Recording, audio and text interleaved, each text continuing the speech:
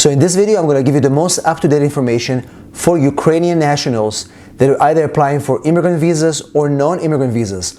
All the procedures, which embassies you should be going, which alternative embassies were assigned, and what you should do next if you're planning to apply for an immigrant or a non-immigrant visa if you're from Ukraine. So if you're interested in that, I'll see you on the other side.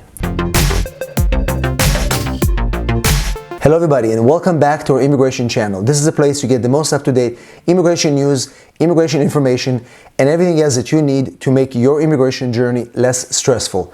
My name is Sapochnick, and I'm an immigration attorney located in San Diego, California. And we help clients in all 50 states. In this video, I'm going to break down the most up-to-date information for Ukrainian nationals and their family members with respect to applying for immigrant visas and non-immigrant visas. Now they have assigned alternative consulate posts, and I'll let you know which countries were assigned to be alternative posts and what is the procedure to apply for your immigrant and non-immigrant visa at this moment.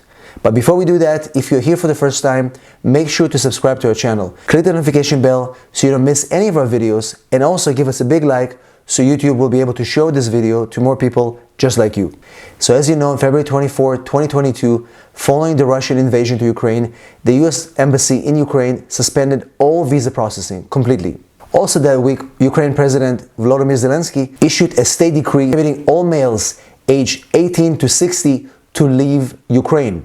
And as a result, it's been very difficult for people trying to plan their departure, their exit from the Ukraine with their family members. And finally, on March 1st, 2022, the State Department issued a notice stating which embassies, which countries will be designated as alternative posts to process immigrant visas, fiancé visas, non-immigrant visa cases, and other diplomatic matters that need to be taken care of for nationals of Ukraine. So let's start with immigrant visas.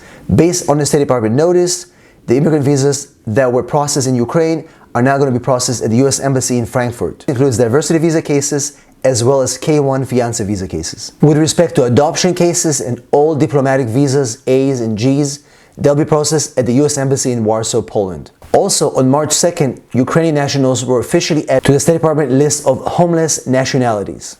As such, currently, the embassy in Frankfurt and in Poland, Warsaw, are designated to process Ukrainian immigrant visas. And therefore, the National Visa Center will also be screening those Ukrainian cases designated as homeless nationalities and will be processing them to US embassies in Frankfurt and in Warsaw, Poland. With respect to non-immigrant visas, tourists, some work visas, based on State Department rules, applicants can apply at any US embassy in the world where they are considered to be resident. If Ukrainian nationals will be living temporarily in, for example, Turkey or Israel, they will be able to apply for non-immigrant visas at those countries as well, for example. Now, with respect to Ukrainians that are interested to come to the United States and apply for temporary visas like tourist visas or any other visas, the following embassies are taking Ukrainian nationals based on the State Department information. And the embassies are as following: Warsaw, Poland, Chisinau in Moldova, Budapest in Hungary,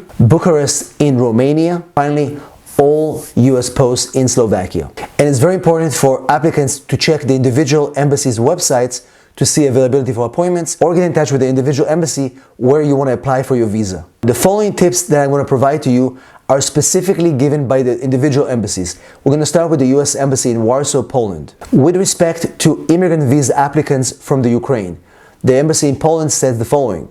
Here are the tips for Ukrainian nationals that are beneficiaries of I-130s from petitioners that are US citizens or green card holders.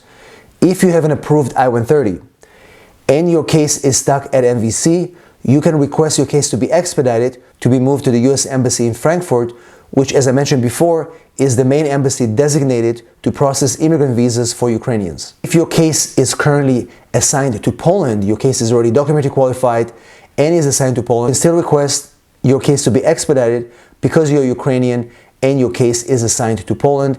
The embassy will definitely look into that and give priority to those applicants who are trying to expedite their cases. And finally, if you haven't filed your I-130 yet, so if you're a US citizen, you're trying to get your relatives from Ukraine, you can contact the United States Embassy in Frankfurt and inquire about direct filing of your I-130 with the embassy.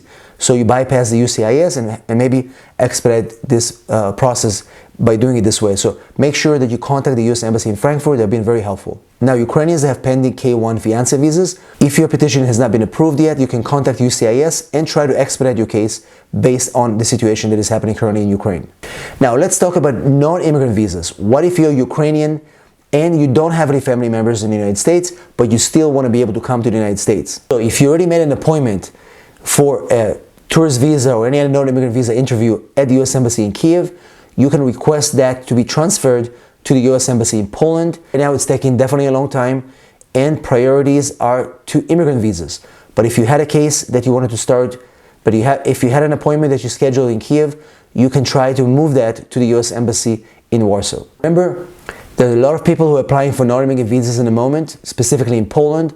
Availability is really low, and getting an appointment is becoming really difficult right now. So definitely try Poland first, but if it doesn't work, look at the other alternative embassies that I mentioned before and see if you can get an appointment there for your non-immigrant visa. And finally, the US Embassy in Frankfurt mentioned that in certain cases, they will accept I-130 immigrant visa petitions directly filed at the US Embassy just to help families and expedite cases. Therefore, you have to contact the US Embassy in Frankfurt directly. The best way to contact them is simple. It's Frankfurt Visa Inquiries at state.gov.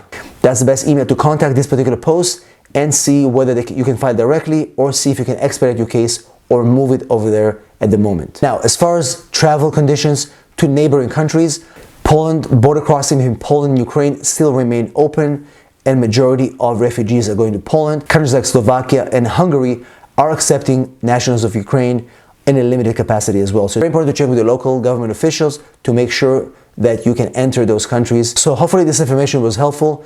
As you can see, we've got two main embassies designated: Poland, Warsaw in Poland, and Frankfurt in Germany, to be able to handle immigrant visa applications from Ukrainian nationals that were currently pending in the US Embassy in Ukraine, but also are currently sitting in the MVC and waiting for their turn to get interviewed. So right now, the main focus is going to be Frankfurt, to be the main hub, and also they may entertain local filings of your I-130 to make sure that you can speed up your case in that way.